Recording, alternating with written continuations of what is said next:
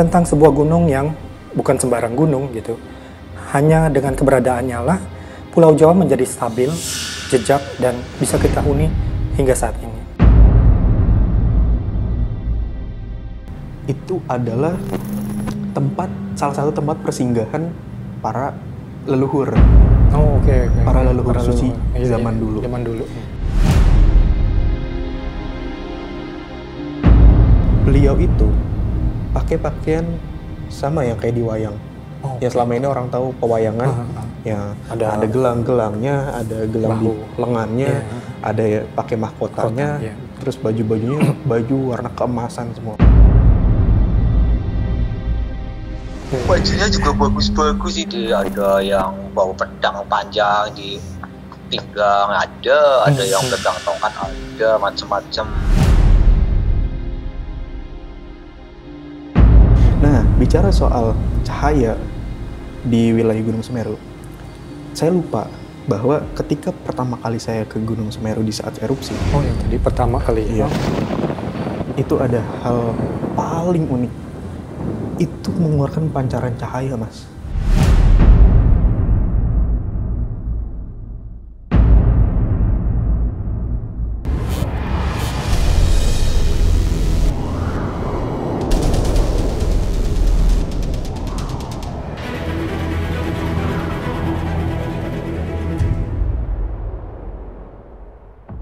Assalamualaikum warahmatullahi wabarakatuh. Waalaikumsalam. Kembali lagi bersama kami di Time Travel. Nah, gimana kabar Alif hari ini? Alhamdulillah baik. Mas Anton gimana kabarnya? Kabar baik juga tentunya. Alhamdulillah. Sobat Time Travel gimana kabarnya? Semoga sehat selalu dan selalu dalam lindungan yang maha kuasa ya Mas Anton. Amin, amin. Semoga selalu begitu. Nah, Sobat Time Travel, di episode kali ini kita akan mengulas gunung yang dalam banyak kebudayaan di dunia selalu dihayati sebagai sebuah tempat suci, sebuah negeri di atas awan, tempat kediaman para dewata. Nah, kepercayaan inilah yang telah melengkapi bentuk-bentuk pemujaan asli di Jawa yang lebih kuno. Maka tidak heran jika di gunung-gunung itu banyak menyimpan peninggalan leluhur berupa candi-candi sebagai tempat pemujaan, terus tempat-tempat pertapaan dan pemakaman atau tempat moksa para raja, juga situs purbakala bentukan alam. Nah, di episode kali ini kita akan mengungkapkan penelusuran Alif dan Mas Amin tentang sebuah gunung yang bukan sembarang gunung gitu. Hanya dengan keberadaannya lah Pulau Jawa menjadi stabil, jejak, dan bisa kita huni hingga saat ini. Sebuah gunung tertinggi yang berada di Pulau Jawa dengan puncaknya berada di ketinggian 3.676 meter di atas permukaan laut, yaitu Gunung Semeru. Nah, seperti kita tahu, Semeru dalam kosmologi Hindu Jawa merupakan pusat jagat raya seperti yang diceritakan dalam kitab Tantu Pagelaran. Nah, dalam naskah tersebut diceritakan tentang puncak Gunung Meru yang dipotong dan kemudian dipindahkan ke Pulau Jawa dari tempat asalnya di India supaya Pulau Jawa menjadi stabil. Nah, jika melihat cerita tentang asal-usul keberadaan Gunung Semeru yang bukan gunung sembarangan, kita langsung aja ke Mas Alif dan Mas Amin. Nah, Alif, sebenarnya apa yang Alif dan Mas Amin lihat ketika melakukan penelusuran ke dimensi Gunung Semeru saat ini? Oke. Bismillahirrahmanirrahim. Jadi seperti apa yang udah disampaikan oleh Mas Anton, bahwa Gunung Semeru itu di beberapa kepercayaan, bahkan di beberapa legenda dari bangsa tertentu, memuat tentang kesucian, kesakralan, dan sesuatu yang menarik yang berada di Gunung Semeru. Bahkan dari yang sudah Mas Anton sampaikan, Gunung Semeru awalnya tidak ada di sini. Iya, betul. Tapi dari Gunung Meru yang dipotong puncaknya, lalu katanya dipindah menurut Tantu Pagelaran, ya kitabnya. Itu, menurut kitab itu. Iya. Dari apa yang saya lihat Mas Anton, saya itu sebenarnya berangkat dari, maaf ya Sobat Time Travel, dari kejadian yang telah terjadi dan sedang terjadi di masa sekarang. Waktu ini ya, yang telah terjadi di beberapa waktu kemarin, dan sebenarnya mungkin sekarang masih ada kejadian ya, masih ada sisa-sisa kejadiannya itu, yaitu erupsinya Gunung Semeru. Saya berangkat dari situ. Yang saya lihat pertama kali, karena kan seakan-akan kejadian erupsi itu seperti tiba-tiba ya Mas Anton. Tiba-tiba yang benar-benar bikin kaget masyarakat yang ada di sekitaran Semeru, bahkan di seluruh Indonesia. Saya lihat ke sana ketika lagi berada di puncak tertinggi erupsinya. Saya masuk ke awan tebal itu dari abu vulkanik itu. Ternyata kalau misalkan dilihat dari penglihatan manusia biasa, penglihatan manusia maksudnya, itu cuman kayak awan tebal tinggi. Awan tebal, abu vulkanik, yang akhirnya nanti ketika kena air, ya menghasilkan lahar dingin gitu. Tapi ketika saya lihat di penglihatan lainnya, di penglihatan spiritnya, ternyata itu bukan sekedar abu vulkanik biasa. Bagaimanapun juga semuanya punya gambaran manifestasi lah ya, ada perwujudannya. Ternyata di dalam abu vulkanik itu, atau mungkin di kumpulan abu vulkanik itu, di awan itu, memang ada sosok-sosok yang seperti mengendalikan. Ada perwujudannya, ada perwujudan seperti manusianya, memang ada. Udah kayak gitu ya, itu saya berangkat dari situ.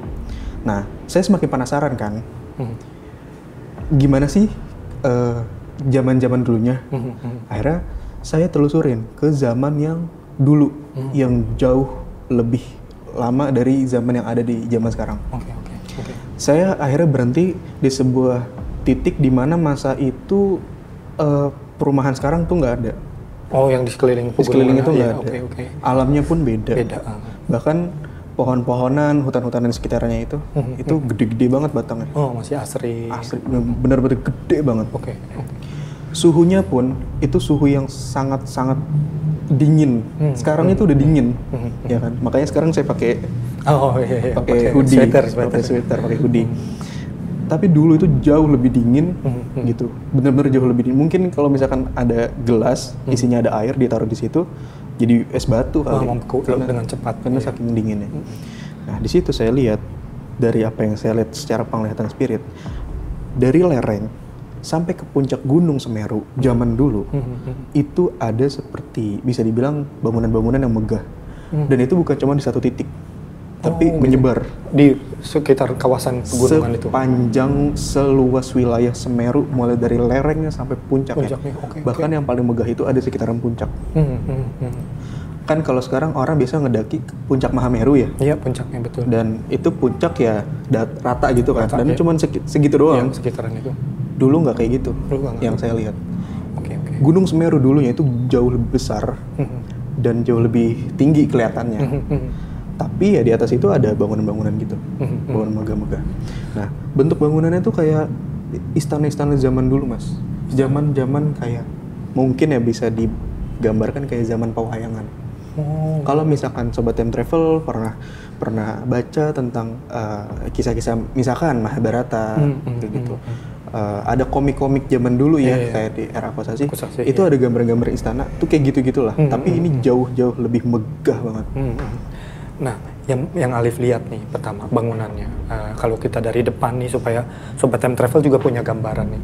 Kalau kita mau masuk ke kawasan atau satu tempatnya itu di depannya ada apa? Jadi sebenarnya karena kawasannya luas banget ya Mas, dari lereng sampai ke puncak. Ya itu ada lagi-lagi ada gerbang-gerbang, ada penanda-penanda wilayahnya, gitu. Dan itu yang saya lihat sekedar itu aja. Nah, tapi ada yang paling menarik. Ternyata ya namanya sebuah bangunan megah, apalagi di atas gunung, dari lereng sampai puncak, itu kan berarti nggak kosong dong. Berarti ada yang menghuni dan sebagainya. Saya lihat, saya berada di salah satu titik lah di Gunung Semeru itu. Saya lihat ke langit, ternyata banyak yang terbang. Banyak orang-orang yang terbang. Kelihatannya kayak manusia, tapi terbang. Pakaiannya beda. Terus saya ikutin kemana beberapa orang itu turun. Ternyata mereka turun di salah satu titik paling tinggi di Gunung Semeru. Dan masuk ke wilayah bangunan megah itu, atau mungkin saya bisa bilang juga sebagai istana kali ya. Bentuknya emang kayak istana, megah banget. Dengan ada pilar-pilarnya, dengan ada beberapa atap yang semacam ada kubah, atau mungkin kayak ada menara-menaranya di beberapa titik kayak gitu. Dan itu pokoknya megah lah. Jadi kompleks yang besar. Nah, saya lihat orang-orangnya turun dari langit, set gitu. Salah satu orang yang saya lihat turun dari langit ke tanah, jalan. Beliau itu pakai pakaian sama yang kayak di wayang. Yang selama ini orang tahu pewayangan, ya ada gelang-gelangnya, ada gelang di lengannya, ada ya pakai mahkotanya, terus baju-bajunya baju warna keemasan semua. Semua kemasan. Semuanya kemasan. Gitu. Dan itu wah keren banget Mas. Saya telusurin lagi. Ternyata dari apa yang saya lihat dan saya dapat informasinya dari beliau-beliau itu, ternyata itu adalah salah satu tempat persinggahan para leluhur. Para leluhur suci zaman dulu. Zaman dulu. Itu pakaian-pakaiannya pokoknya yang paling saya suka ngelihatnya. Karena kayak di wayang, gitu. Mau yang perempuan, mau yang laki-laki, itu begitu. Nah, itu kan tadi Alif kan melihat itu kan sebuah kawasan yang besar ya di kawasan Semeru itu, ya kan. Apakah cuma ada istana-istana aja atau kalau tadi aku cerita kan di awal kan itu kan ada situs-situs peninggalan banyak itu kayak ada candi atau apa. Nah, jadi setelah saya telusurin lebih jauh lagi, baik di wilayah kawasan itu, kompleks itu, maupun ke bawahnya lagi, itu ternyata ada tempat-tempat semacam tempat pemujaan Mas, tempat pemujaan kepada yang kuasa, yang maha kuasa. Tempatnya itu semacam, kalau saya bisa nyebut sebagai candi-candi lah, dan itu tersebar di beberapa titik. Di situ. Di kawasan itu. Di kawasan itu.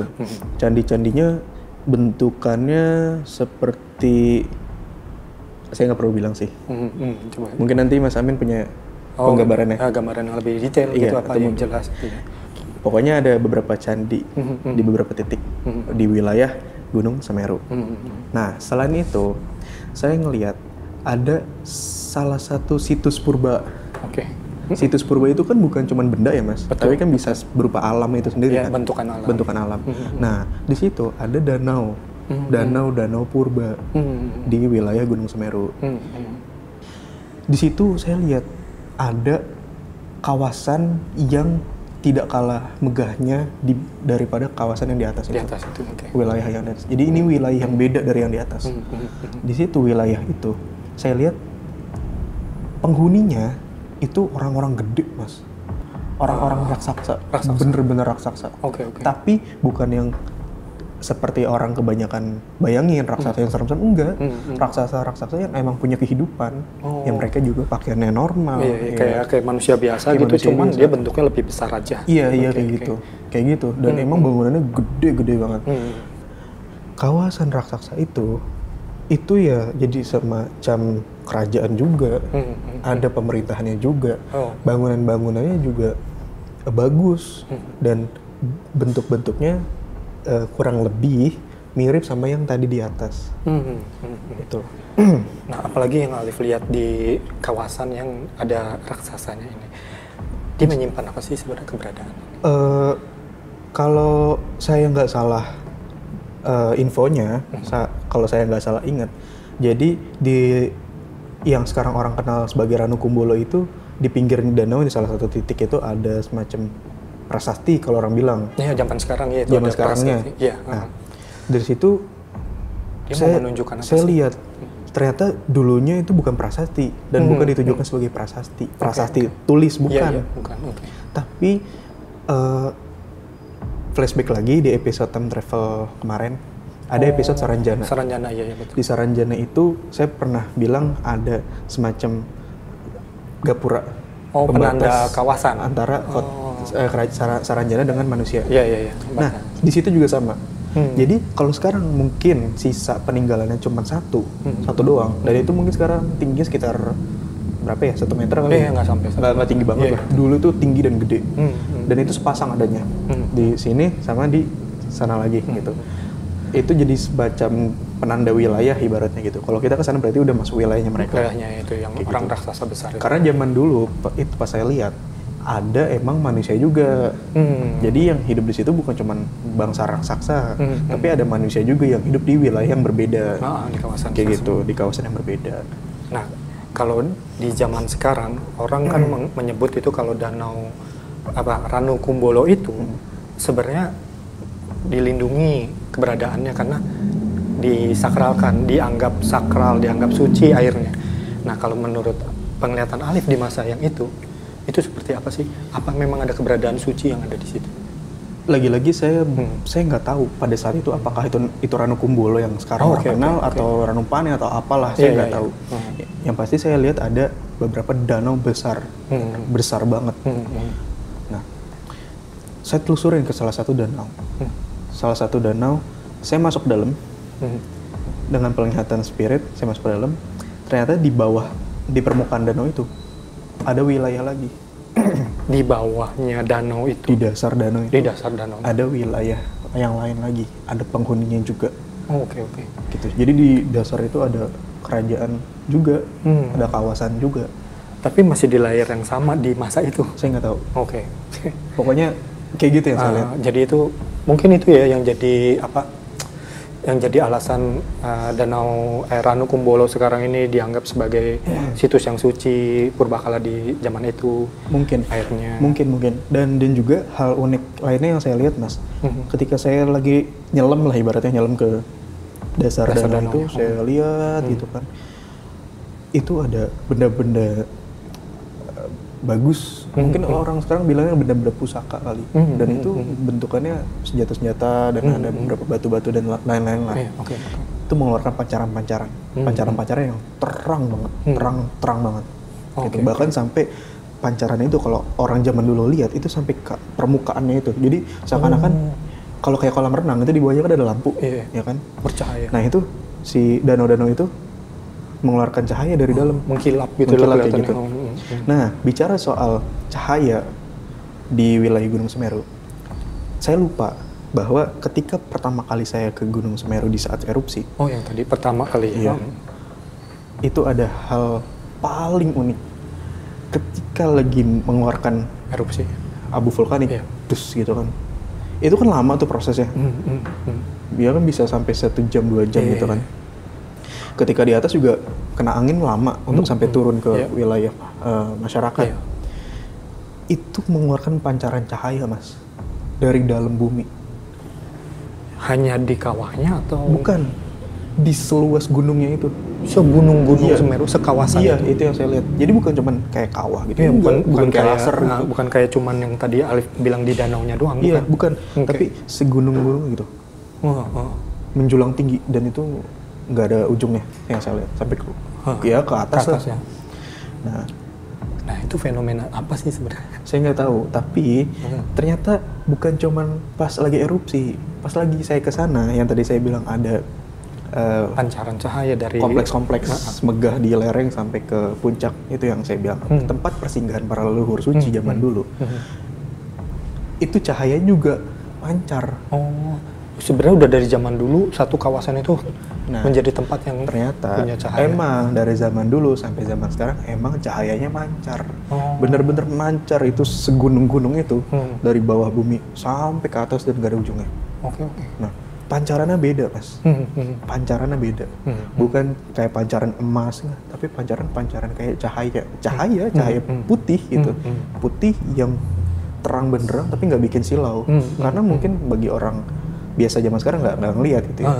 Tapi emang zaman dulu begitu, bahkan pas erupsi begitu. Itu yang saya lihat. Sepenglihatan Alif, ada nggak penghuni-penghuni makhluk-makhluk yang lain di situ, di sekitaran situ? Nah, tadi saya udah bicara tentang yang di masa sekarang erupsi itu, seperti ada sosok yang ngendaliin dan lain sebagainya. Terus ke zaman dulunya yang mana ada seperti kompleks megah istana dari lereng sampai puncak, dan itu ada orang-orang terbang kayak ternyata itu leluhur yang lagi datang ke situ, singgah ke situ. Terus ke bawah dikit itu ada wilayah yang saya bilang sebagai raksasa dan ada kerajaannya gitu, ada wilayahnya. Nah, terus juga ada di dasar danau. Selain itu, salah satu yang paling unik di Gunung Semeru yang saya lihat zaman dulu, ada koloni-koloni, kalau saya bilang. Koloni-koloni makhluk. Mungkin Sobat Time Travel bisa membayangkan seperti makhluk-makhluk mitologi.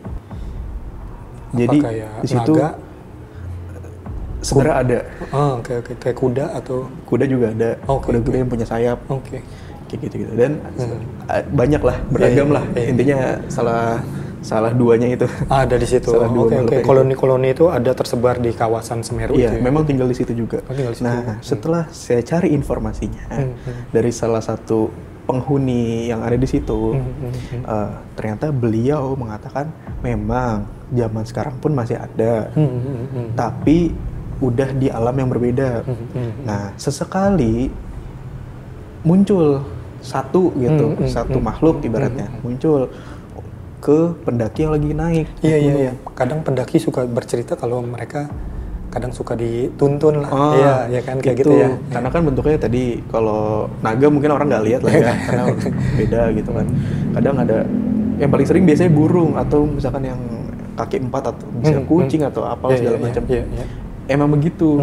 Nah, beliau bilang itu tujuannya untuk menuntun pendaki yang hatinya bersih. Oke. Gitu. Atau biasanya memberi peringatan bahwa lebih baik turun. Gitu. Nah, itu tergantung kepekaan masing-masing sih. Nah, terlalu Mas.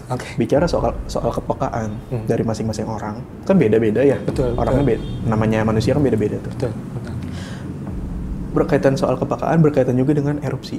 Lagi-lagi mohon maaf Sobat Time Travel, mungkin ada yang penduduk wilayah sekitar Semeru. Bukan bermaksud untuk apa-apa sih, tapi ini yang saya dengar, ini saya lihat. Jadi sebelum erupsi Gunung Semeru, ada beberapa leluhur yang memberi pesan peringatan kepada beberapa warga di sekitar itu. Dan mungkin yang diberitahu adalah orang-orang tua di situ yang memang kebatinannya bagus ya gitu. Dikasih tahu bahwa akan ada sesuatu terjadi, tapi lagi-lagi kan itu kehendak Tuhan, nggak tahu kapannya, tapi dikasih peringatan. Nah, peringatan-peringatan itu yang tadi saya bilang tentang kepekaan orang beda-beda. Mungkin ketika disampaikan oleh beberapa orang tua yang udah dikasih pesan, disampaikan ke masyarakat sekitar, ya ada beberapa masyarakat mungkin yang sekedar ya udah aja gitu. Iya, karena nggak banyak menganggap yang kayak begitu, mungkin karena kesibukan hidup. Iya kayak gitu. Karena ya kurang peka lah gitu. Sebenarnya kan kalau ada kayak mau ada bencana atau peristiwa besar, sebenarnya kan udah ada kayak pertanda-pertanda ya sebenarnya. Alam juga memberikan pertanda kayak gitu ya. Nah, mungkin itu yang luput dari orang-orang gitu kan. Iya. Ibaratnya nggak mungkin, ini yang saya tahu, nggak mungkin Tuhan itu memberikan sesuatu kejadian kalau nggak ada kisi-kisinya, kalau nggak ada pertandanya lah dari alam gitu. Kayak gitu sih. Itu yang saya lihat, itu yang saya dengar, itu yang saya alamin. Nah, sebenarnya apa yang Alif sampaikan udah menarik, udah banyak ya, tuh udah ada kayak keraton di atas, terus ada kayak ada candi-candi di seputarnya, terus ada lagi yang tadi Danau Purba di Ranukumbolo, terus ada koloni-koloni hewan mitologi gitu kan. Itu udah menarik banget gitu. Mungkin kita bisa tahu lebih detail lagi tentang penelusuran Mas Amin ya gitu ya, yang bisa melengkapi cerita kita tentang Semeru di saat ini gitu ya. Tetap di channel ini Sobat Time Travel, kita akan menghubungi Mas Amin. Nah, Sobat Time Travel, kita sekarang sudah terhubung dengan Mas Amin yang ada di Tegal untuk cerita tentang penelusuran beliau di kawasan Semeru. Nah, Assalamualaikum Mas Amin. Waalaikumsalam warahmatullahi wabarakatuh, Mas Anton, Mas Alif. Gimana kabarnya? Ya, gimana kabarnya Mas Amin? Alhamdulillah sehat Mas Anton, Mas Alif. Syukurlah. Doa dari sahabat Time Travel semua, jadi sehat semua. Iya, amin. Mas Amin, tadi kan Alif kan sudah cerita sedikit tentang apa yang ada di Gunung Semeru, kawasannya itu ya kan. Alif cerita tentang misalnya ada istana di atas kayak keraton, terus kemudian ada candi-candi, tempat keberadaan candi-candi, pemujaan segala macam. Sobat Time Travel dan kita berdua kan juga pengen tahu nih kisah penelusuran Mas Amin ke kawasan Semeru itu menemukan seperti apa Mas ceritanya? Oke Mas Anton, Mas Alif dan sahabat Time Travel semua. Tatkala Amin berjalan sana, traveling ke sana ya, itu memang ya Mas Anton ya Mas Alif ya. Mas Alif sebenarnya sama-sama, cuma Mas Alif biasa belagu ya sombongnya gitu ya. Udah itu Mas Anton. Nah memang Semeru Mahameru ya itu kan sama. Nah memang peradaban dahulu purbanya itu memang ada, yang Alif ceritakan memang benar, semuanya benar. Nah juga tertuju di suatu tempat yang sangat indah tentunya dong. Nah di situ Amin pertama kali ini loh, nanti belum kesananya ya. Amin langsung fokus danau purbanya itu Mas. Pengen tahu Mas Alif, Mas Anton, mungkin Mas Alif tahu cuma pura-pura biasa. Danau Purba Semeru ataupun Mahameru itu memang sama. Di situ ada seluasnya apa itu danau itu. Danau itu ternyata Mas ada mistiknya juga. Tatkala kaki karena nanti suatu saat bisa diperlihatkan oleh sosok beliau gitu ya. Sebenarnya itu peradaban purba, penunggu yang itu aslinya itu. Nah, sosok itu kalau mau menampakkan dirinya itu berawal, artinya begini, ada kabut. Nah, kalau kabut itu keluar berbarengan dengan perempuan yang itu kalau orang yang lihat loh. Nah, pasnya itu kalau melihat dan Semeru.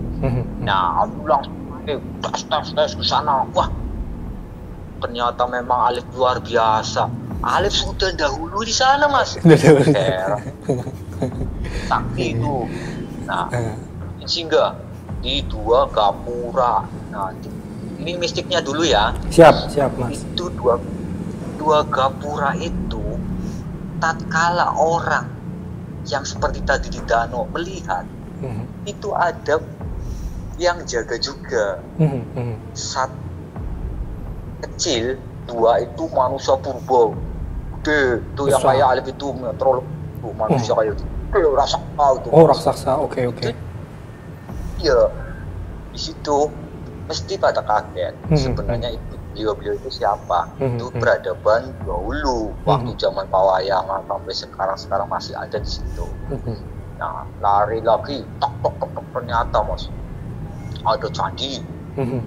Nah, ada itu Mas yang Alim ceritakan itu.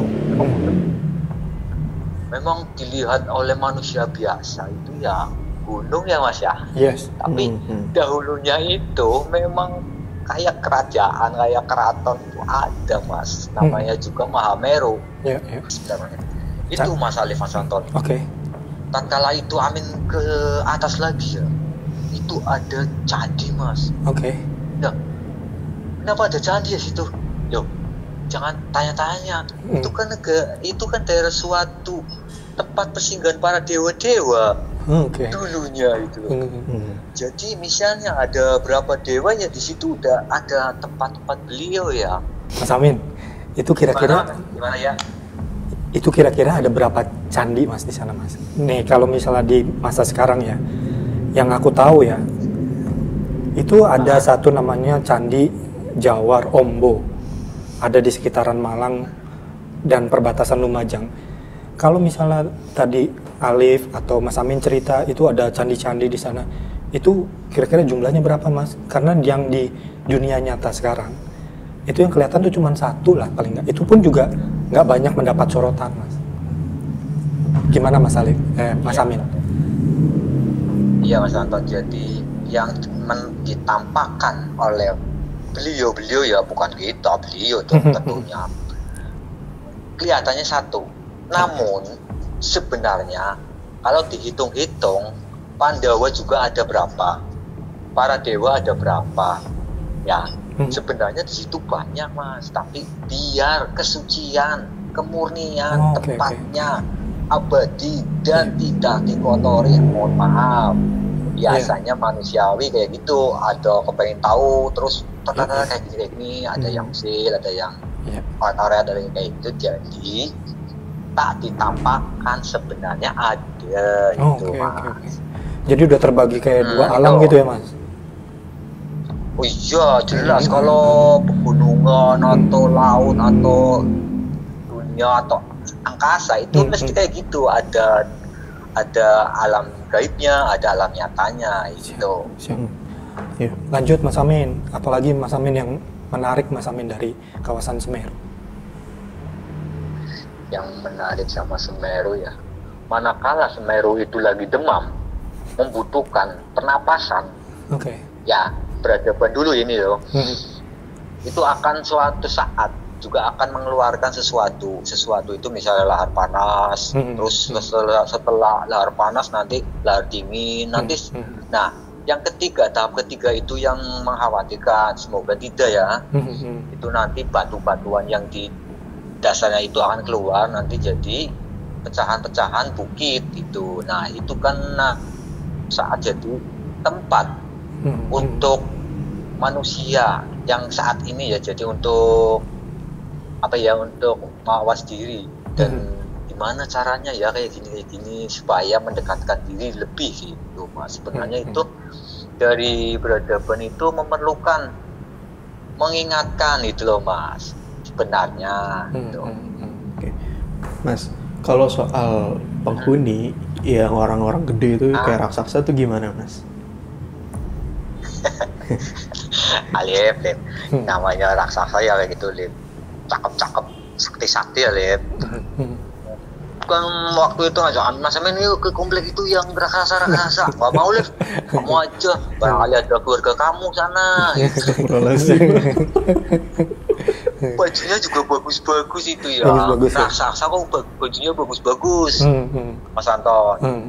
Jadi ada yang bawa pedang panjang di pinggang, ada yang pegang tongkat, ada macam-macam. Kalau yang Amin lihat sih senangnya lihat yang di danau aja sih Mas Anton. Oh maaf Mas Ale ya, kalau Amin sukanya di danau itu. Oh itu ya Mas ya. Cantik ya. Yang perempuan itu, cantik. Ya kan, yang pakai selendang. Iya, warnanya kuning bajunya, terus selendangnya putih, mahkota itu kan cantik. Mas Amin. Mas Anton. Iya nggak apa-apa Mas Amin. Ini kan Alif tadi kan udah cerita ya kalau seluruh kawasan itu kan jadi kelihatan bercahaya, terus pancarannya juga pancaran yang para beliau yang ada di sana, para leluhur di sana tuh kan pakai baju keemasan gitu. Apakah itu jadi kayak aura yang zaman itu lah, yang jadi dominan di sana, aura yang kayak begitu, keemasan gitu? Oke Mas Anton. Jadi di Semeru, Mahameru dulu itu memang penuh cahaya emas. Itu bukan dari cahaya apa itu. Itu sebenarnya cahaya dari beliau-beliau bersih suci. Nah, manakala sosok yang bersih dan suci itu walaupun pakai baju yang putih warnanya nanti juga bercahaya. Tatkala itu kan pangeran-pangeran di situ, dewa-dewa di situ kan pakai baju yang keemasan, jadi memancarkan dari tubuhnya itu memancarkan keemasan. Jadi bajunya juga memantulkan cahaya emas, keemasan gitu Mas. Itu bentuk wujud kesucian gitu loh Mas. Termasuk yang kaum raksasa itu juga gitu. Menjadi kayak ciri khas yang kayak gitu. Zaman di Semeru itu ya memang suci bersih. Kalau raksasa ya ada yang jahat, ada yang suci. Nggak mesti jahat. Iya. Tergantungnya nanti itu gimana. Kalau orang udah menghina atau apa itu ya nanti kan marah, itu kan nanti kesuciannya itu muncul. Iya. Gitu. Mas, ya Allah, ternyata dibalik ke kayak gitu ternyata bersih ya itu. Ya Mas Alef, gimana? Waktu saya ke danau Purba itu ya, kan dari atas kelihatan bercahaya tuh Mas, airnya tuh seluas danau itu kan bercahaya. Kan saya ke dalam tuh ya, ternyata di dalam di dasar danaunya ada keraton juga, ada semacam istana, ada bangunan-bangunan, ada wilayahnya. Terus kan di beberapa lokasi ada semacam pusaka-pusaka tuh Kayak misalkan senjata-senjata atau beberapa batu-batu yang memancarkan cahaya. Itu apa sih Mas sebenarnya? Oke. Sebenarnya ini ya Alif ya. Alif itu ngetes apa memangnya itu Enggak Mas, saya juga penasaran Mas. Saya juga penasaran banget itu. Jadi di danau itu kalau Mas Alif lihat dari atas ya kayak gitu, kayak emas semua ya, cahayanya ya. Jadi seidentik di situ ada istana memang emas, ada perisai-perisai emas. Nah di situ ada seekor ikan emas. Berarti danau itu khasnya emas. Makanya penghuni di situ, perempuan tadi, sang putri itu pakai baju kuning emas. Itu karena di situ emas semua sebenarnya. Di mana emasnya ya Mas Amin? Apa kita ke sana ya, kita cari ya? Nanti dulu, belum saatnya. Belum saatnya. Oke. Itu memang Alif benar. Cuma lewat atas ya Alif nggak mau sih. Alif kan takut tertarik sama orang-orang kayak gitu, perempuan kayak gitu Mas Anton. Lanjut Mas Amin. Nah kan tadi kan kalau Alif cerita kan udah ada danau purbakala bentukan alam gitu kan. Terus ada candi-candi tadi. Nah candi-candi itu yang menghuni sampai ke istananya itu Mas. Bisa digambarkan ke Sobat Time Travel nggak? Bisa dari candi-candi ke istananya itu kalau digambarkan itu Jakarta ya. Jakarta itu seluas apa ya? Itu lingkungan kayak gitu Mas. Jadi candi itu sama ke keraton apa kerajaan itu apa istana itu ya luas banget Mas, melingkari gitu untuk Gunung Semeru sebenarnya gitu. Kan kalau ini ya kalau gunung kan orang kan nganggapnya kan di atasnya cuma kayak kerucut doang ya, puncaknya cuma lahan yang nggak luas banget ya. Tapi menurut penglihatan Mas Amin kalau di sana itu gede banget berarti. Gede banget, hamparan itu loh Mas. Kayak di Gunung Slamet itu sebenarnya ya ujungnya ya kayak runcing, padahal di atas itu hamparan loh Mas. Itu Mas. Nah itu Gunung Slamet yang dulu waktu Mas Amin pernah ke sana 1 kali 2 kali. Oke. Terakhir Mas. Terakhir sebelum kita mengakhiri episode ini nih. Ada nggak pesan dari leluhur lewat Mas Amin yang mau disampaikan ke masyarakat? Bismillah ya Mas Alif. Jadi beliau memang menitipkan ke juru kunci. Nah juru kunci itu bukan sembarangan orang karena beliau keturunan dari dulu ada di situ ya. Jadi kalau juru kunci itu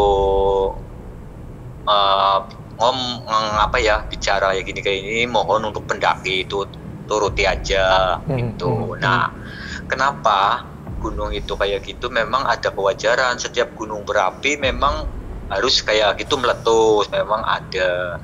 Nah dari sosok dahulu itu, peradaban dahulu ada nenek moyangnya ya, orang dulu ya bilang itu gak apa-apa, itu kan nantinya akan ada perubahan, taninya akan rubah makmur itu, nggak apa-apa, sabar itu, cuma kayak gitu Mas Alif, sabar dan suatu saat akan mendapatkan sesuatu yang lebih gitu. Nah, itu Mas Alif. Oke. Terakhir sebelum menutup ini secara geologi, kita bisa menjelaskan fenomena-fenomena vulkanik semacam ini tuh seperti apa sih di masa sekarang kita memaknainya?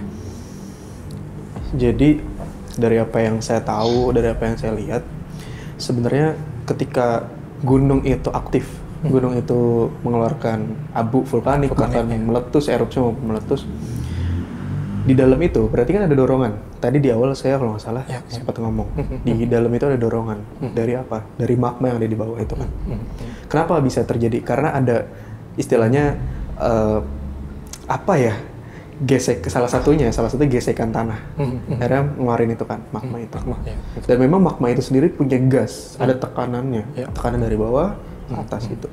Nah, efeknya selain meletus, selain adanya kejadian bencana alam itu, dan istilahnya merugikan masyarakat pada saat itu ya, pada saat kejadian.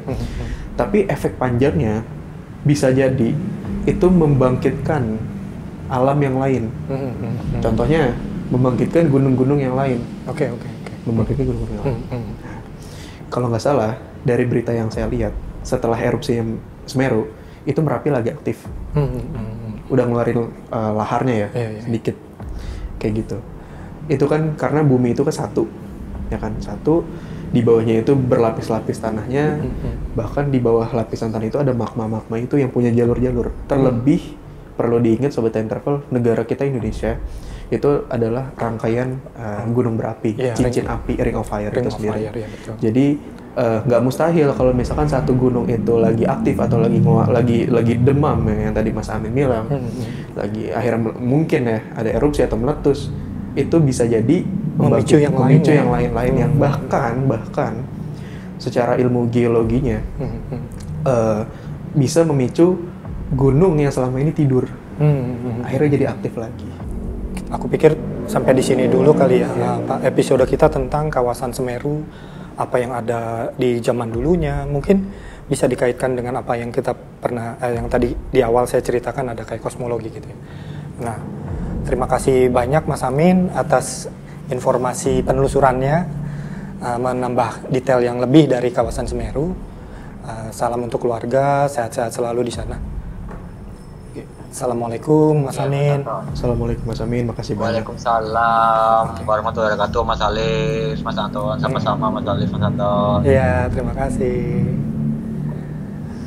Nah, Sobat Time Travel, semoga tayangan episode kita kali ini tentang kawasan Semeru menambah wawasan kita tentang satu keberadaan suci, satu keberadaan yang luhur ada di sana yang perlu kita jaga. Sobat Time Travel, tanpa mengurangi rasa hormat kepada seluruh masyarakat yang terkena dampak dari erupsinya Gunung Semeru, kami segenap keluarga Time Travel mengucapkan bela sungkawa yang sebesar-besarnya. Semoga semua yang selamat selalu diberikan perlindungan dari Tuhan Yang Maha Kuasa. Dan alam menjadi lebih pulih lagi ya ke depannya, bisa lebih, jadi kita bisa beraktivitas kembali. Dan bagi masyarakat Indonesia maupun dunia, terutama Sobat Time Travel yang menonton tayangan ini, dari kejadian-kejadian alam yang ada, kita harus lebih mawas diri dan lebih berkaca diri. Oke Sobat Time Travel, sampai di sini episode kita kali ini. Tetap like, comment, and share, dan tunggu tayangan-tayangan kami selanjutnya. Wassalamualaikum warahmatullahi wabarakatuh. Waalaikumsalam.